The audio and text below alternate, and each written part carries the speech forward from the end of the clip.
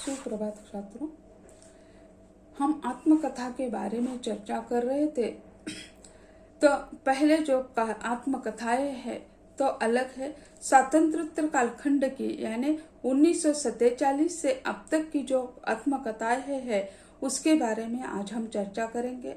अध्ययन की सुविधा के लिए स्वतंत्रता प्राप्ति के पूर्व की यानी 1857 से 1947 तक की यह जो आत्मकथा एक खंड में, और 1947 से अब तक की जो आत्मकथाएं हैं उसके बारे में आज हम चर्चा करेंगे। स्वातंत्रोत्तर युग में आत्मकथा लेखन का प्रसार बहुत हुआ। इस क्षेत्र में शैलीगत भिन्नता, विविधता, व्यापकता, विश्लेषणात्मकता इस युग में दिखाई देती है। इस युग में जनसाधारण के आत्मकथा लेखन में पदार्पण में आत्मकथा की बाढ़ सी आ गई तथा पत्र पत्रिकाओं में लघु आत्मकथाएं, अनुदित आत्मकथाओं की प्रकाशित संख्या में बढ़ोतरी हुई। यानी जैसे स्वतंत्रता प्राप्ति के बाद आत्मकथा लेखन में काफी विकास हो चुका है। वियोगी हरि की मेरी जीवन प्रवाह आत्मकथा 1948 में प्रकाशित हुई। यशपाल जी की आत्मकथा 3 खंडों में प्रकाशित हुई जिसका नाम था सिंहावलोकन। भगवान दास केला जी की ख्यातनाक समीक्षा और साहित्यिक है।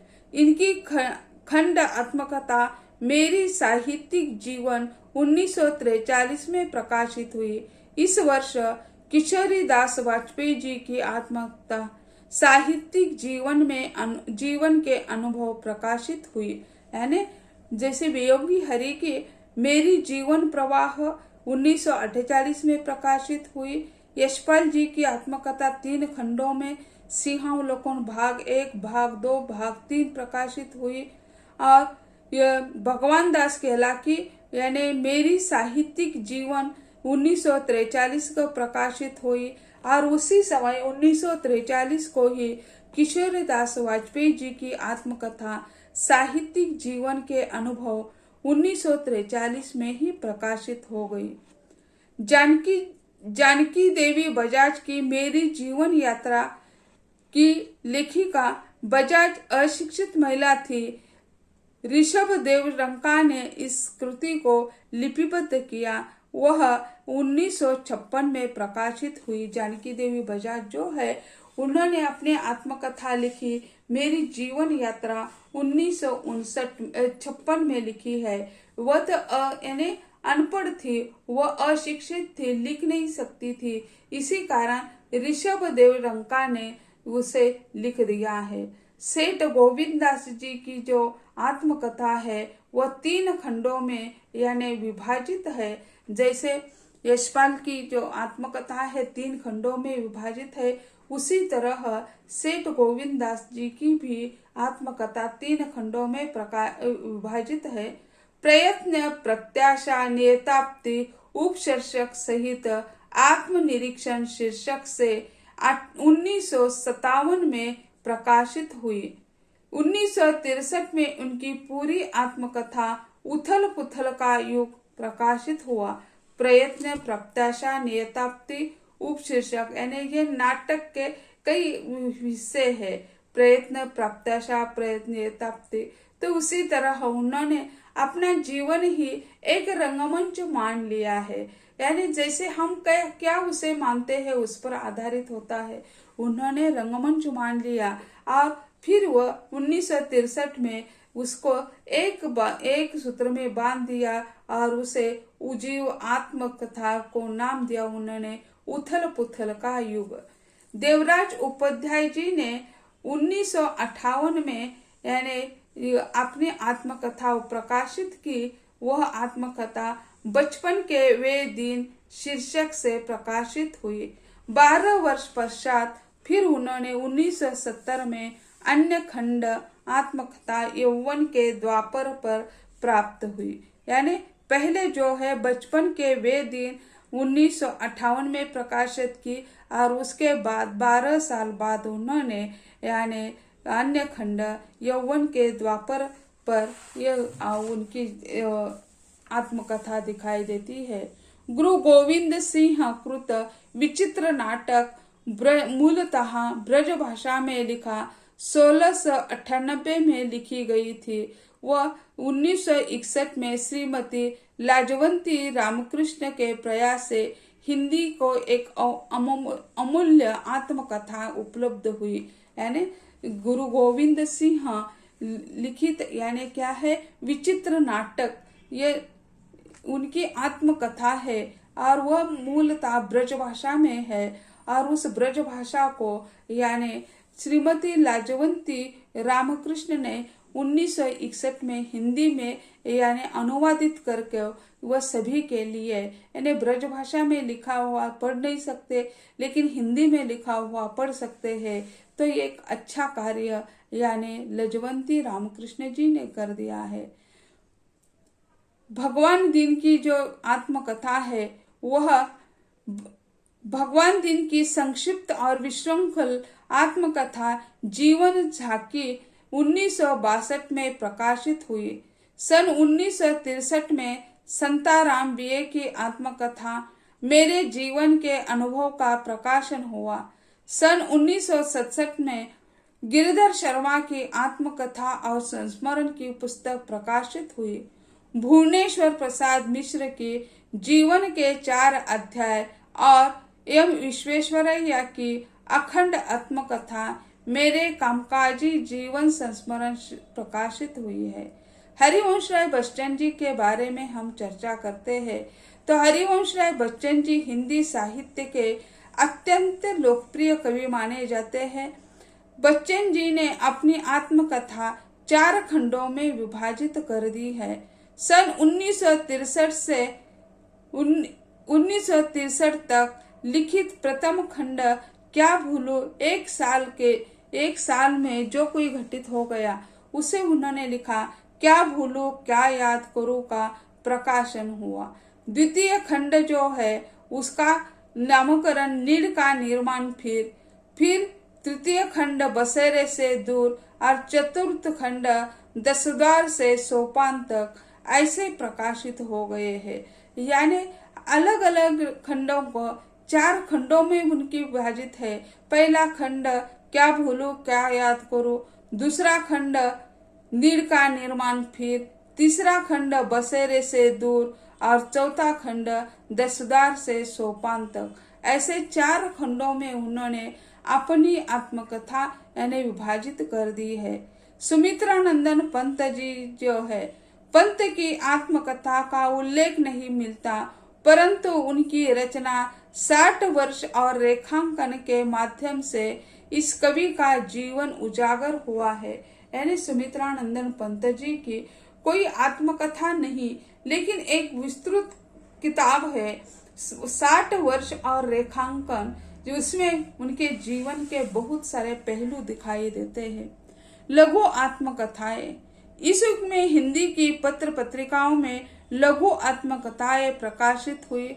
बनारस दास चतुर्वेदी, प्रयाग के वे दिन, विवेकी राय के संसद में 12 वर्ष, प्रताप चंद्र गंगोपाध्याय की स्मृति कथा, आलोक कुमार की यादों की दोपहरी, मनमनाथ गुप्त के अपने ही बारे में, श्रीधर पाठक की आत्मकथा, नारायण उपाध्याय की मेरा बचपन आदि लघु आत्मकथाएं महत्वपूर्ण मानी जाती है। इसके साथ साथ कई भारतीय लेखकों की अनुवादित आत्मकथा भी है ना, जैसे दूसरी भाषा में लिखी हुई आत्मकथाओं को यानी हिंदी लेखकों ने उसे हिंदी में यानी अनुवादित कर दिया है। स्वातंत्रोत्तर काल में अन्य भाषाओं में प्रकाशित श्रेष्ठ आत्मकथा साहित्य के अनुवाद हिंदी में तत्काल प्राप्त होते गए। कुछ आत्मकथाओं के हिंदी अनुवाद धारावाहिक रूप में पत्र पत्रिकाओं में भी प्रकाशित होते रहे। जैसे मनोरंजन का जो साधन हम मानते हैं कि यानी टेलीविजन है, तो दूरदर्शन पर धारावाहिक के रूप में कई यानी ये जो आत्मकथाएं हैं वो धारावाहिक रूप में प्रकाशित होती रही। सन 1953 में काका कालेलकर की स्मरण यात्रा का अनुवाद खुशाल सिंह चौहान ने गुजराती से हिंदी में किया।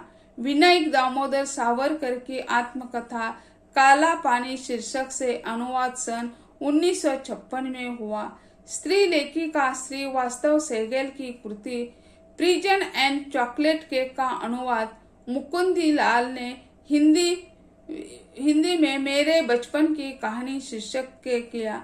इसके बाद वेद मेहता की आत्मकथा फेस टू फेस का अनुवाद मेरा जीवन संघर्ष से हुआ।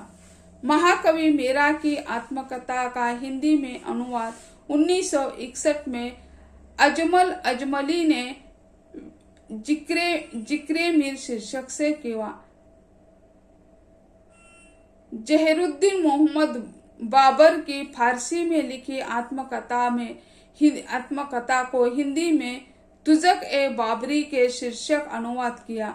बाबर ने तो पहले बाबरनामा नाम से ये लिखा हुआ था, तो फिर उसे हिंदी में अनुवाद कर दिया और वो फारसी में लिखा हुआ तुजक ए बाबरी के नाम से हिंदी में अनुवादित हुआ। अमृता प्रीतम की रसीदी टिकट का अनुवाद बटुक शंकर भटनागर ने किया, जो सन 1977 में प्रकाशित हुआ। इस प्रकार स्वातंत्रोत्तर कालखंड में मौलिक आत्मकथाओं का अनुदित आत्मकथाओं ने इस विधा को समृद्ध बनाया। यानी ये विधा नहीं है। पुराने काल में हम देखते हैं, भक्ति काल में भी उसका यानी भक्तों की जो जानकारी है उसमें है।